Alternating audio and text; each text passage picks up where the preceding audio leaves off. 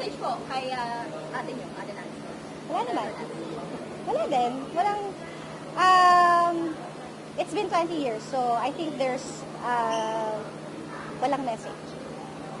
Ayon po sa kanya, Mayor, susuportahan niyo daw po kayo sa pagtakbo sa Senado. May dumito po ba? Parang may kondisyon ata yon. Susuportahan nila ako kung makukonvince ko yung asawa ko na hindi tumakbo. So, siguro kailangan natin ng konting flashback dahil noong 2019, hindi naman talaga niya ako sinuportahan. I think she does not believe in the kind of governance nor the kind of service that I have been giving to the Makati Zens. So that's the reason why it's ironic that now she is of the position that she would want to support. As much as I don't want to meddle with your family affairs, pero as public figures, do you think naapektuhan ba yung imahe ng pamilya Pinay now that, sorry to say, medyo hindi talaga kayo magkakaayos na magkakapatid? Well, 2019 naman mas masalimuot yung kwento nung 2019, and I think we also have to remember that even if we are public figures, we do have a personal life that we prefer to keep private.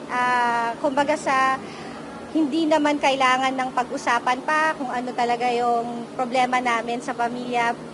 Kumbaga siguro that is the cross that I have to bear, but it is best left unsaid kung ano po yung problema namin sa pamilya namin. Sana wag na hong pag-usapan ang binay, ang pag-usapan po ay plataforma, ang pag-usapan po anong nagawa at ano pang gustong gawin.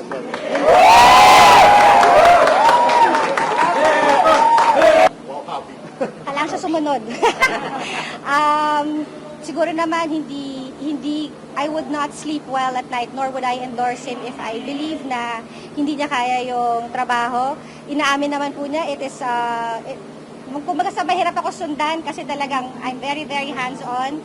So, an assurance to my husband and to all Makati Zens na hindi po ako mawawala. I will still be here. I will still help. Yung una mong tanong, gusto kong sumagot, ano daw ang advantage niya? Ako ang advantage niya.